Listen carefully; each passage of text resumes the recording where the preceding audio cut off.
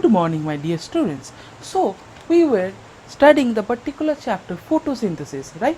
And we have came across the various part, what is photosynthesis, what is the significance, how we are going to understand is the photosynthesis, how the stomata opens, the stomatal opening, and everything of this chapter. So welcome to your biology tutorial. This is Yoshua Modepsa. Today we will be studying about the two phases of photosynthesis. Okay, one is light dependent phase, another one is light independent phase. So today we will be studying about this particular process in details. So please open your book. I am strictly following Conscience Biology class 10 ICSE. So please open your book, take a pencil in your hand, a copy for making the notes. So let's see what's in the chapter. Two main phases of photosynthesis. Number A, light dependent phase, and B, light independent phase or the dark phase. Light dependent phase or photochemical phase, that is the known photosynthesis that we all know. In this phase, light plays the key role. A series of chemical reactions occurs in very quick succession initiated by light, and therefore the phase is called photochemical phase because light is easily available over here and this particular process take part during the presence of light.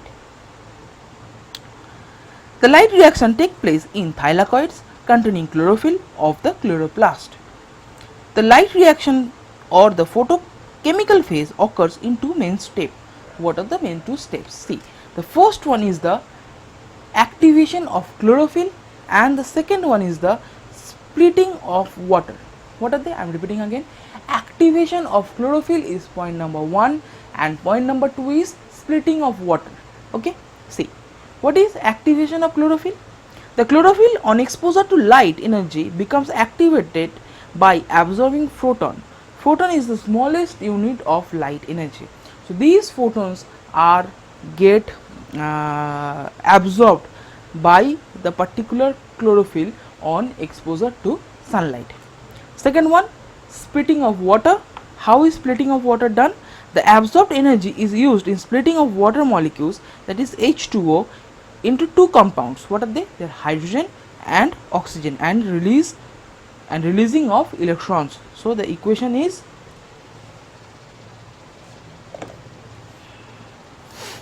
what becomes the equation? H2O, it gets splitted to 4H plus ion plus 4E minus ion plus O2. Okay, plus O2, and this is energy of what is it? Energy of photons.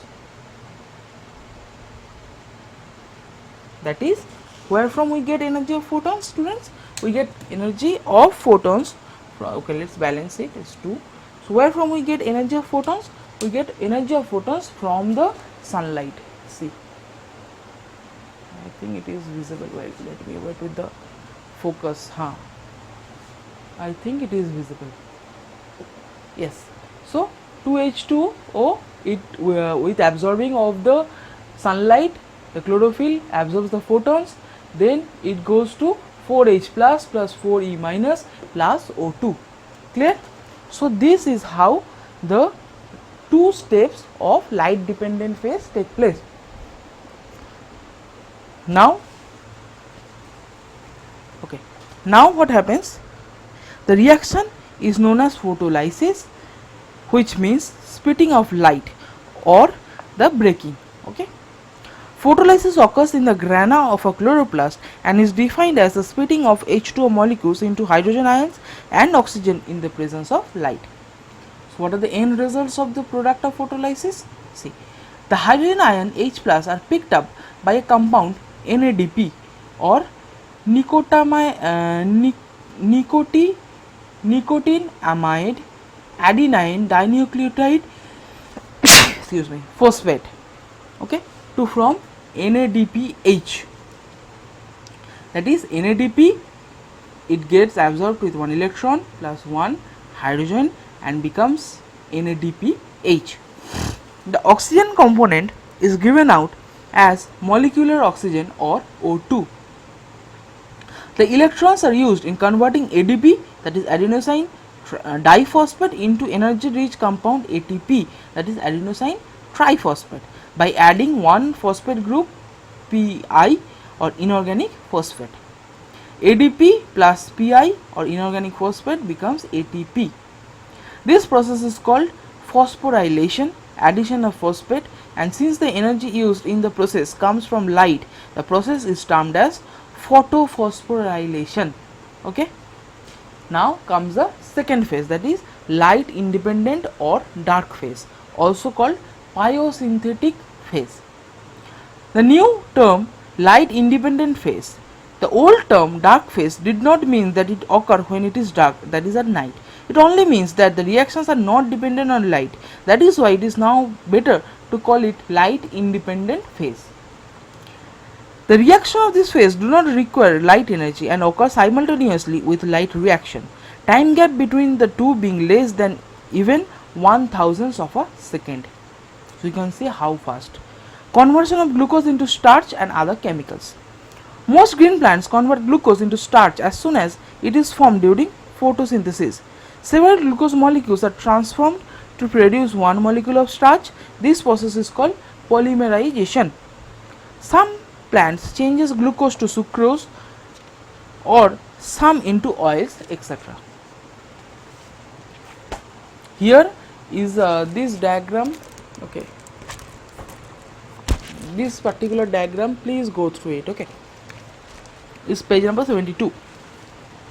Now we will come to adaptation in leaves to perform photosynthesis. What are the adaptations that a leaf do for performing photosynthesis? So what are they? Number 1, large surface area for maximum light absorption. Narrowing of leaves in certain plants is to minimize transpiration in order to conserve water, as in oleander and pine. The next one is leaf arrangements at the right angle to the light source to obtain maximum light. See, if this is the source of sun and the leaves are like this, so it will not absorb much of the sunlight. If the leaves are now adapted to like this and it is at 90 degree, so it will absorb more amount or much amount of light, right? Number 3, cuticle and upper epidermis are transparent and waterproof to allow light to enter freely. Numerous stomata allow rapid exchange of gases, oxygen and carbon dioxide. The thinness of leaves reduces the distance between the cell, facilitating rapid transport.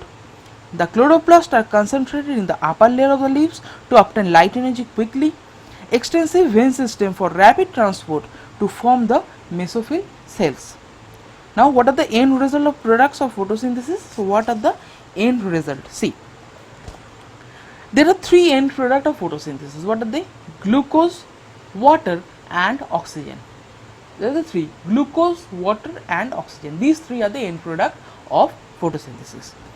Glucose, the simple sugar glucose is used in 4 different ways as required by the plants. Immediately consumed by the plant cell. Number 2, stored in form of insoluble starch. Number 3, converted into sucrose. And number 4, used in synthesizing fat, proteins, etc. Now water, we all know the water produced in the process may be reutilized in the continuation of photosynthesis or may be transferred out from the photosynthesis from the leaves. Oxygen, some of the oxygen may be used in respiration in the leaf cell. The phenomena is called photorespiration, but the major portion of it is not required and it diffuses out into the atmosphere through the stomata. In a sense, even the oxygen is not a waste because all organism requires it for their existence, including the plant which require it at night, right? Now see, utilization of synthesized food and its translocation. Food manufactured in the leaf is required for use by all parts of the plant, not only for the part where it is produced. The glucose is formed in the leaf very rapidly during photosynthesis and it cannot be transported to other part with the same rapidity. So it is converted into insoluble starch for a temporary storage in the leaf. At night, the starch is reconverted into soluble sugar, which is transported in solution through the veins of the leaves and down through the phloem of the stem. In this way, it is get transported or translocated, that is, it is being transferred from one part of the plant to another part of the plant. to different part of the plant where it may be reconverted into starch for storage as in potato, or produce energy for various functions in the plant. Okay, so we will go with the next part, that is factor affecting photosynthesis. So what are the factors that are affected or that affects the rate of photosynthesis? See, there are two factors, one is internal factors, another one is external factor. Okay, what are the internal factors or the external factors? See, internal factors means it will occur internally, external factors means the external surroundings and the atmosphere. External factors are light intensity, carbon dioxide concentration, temperature and water content. So light intensity and carbon dioxide concentration, definitely it will increase with the increased rate, but after a certain time it will be saturated. Okay, it will neither increase nor decrease. Okay, now temperature, definitely optimum temperature is required, otherwise it would not be possible for a plant to photorespire or to undergo photosynthesis. Water content, the scarcity of water due to reduced absorption from the soil or due to an excessive loss through transpiration reduce the rate of photosynthesis. Only 1% of water is absorbed by the root is utilized in photosynthesis. So if particularly a plant absorbs a huge amount of water from the roots, but only 1% is used in photosynthesis. So what are the internal factors? Number one, chlorophyll, definitely nature of chlorophyll or the nutritional value of chlorophyll is very much important. Protoplasm, dehydration of protoplasm for some reason reduce the rate of photosynthesis. Similarly, the accumulation of carbohydrate, sugar and starch also reduce the rate of photosynthesis. And the very last point is structure of leaf. Structure of leaf also plays a very vital role in photosynthesis. The thickness of the cuticle and the distribution of the stomata and the size of the leaves influence the amount of light and the amount of CO2 entering the leaf. So this much for today. Next day we will continue with the experiments on photosynthesis. If you have any query or doubt, please refer to me, ask me, respond if you have any of the problems.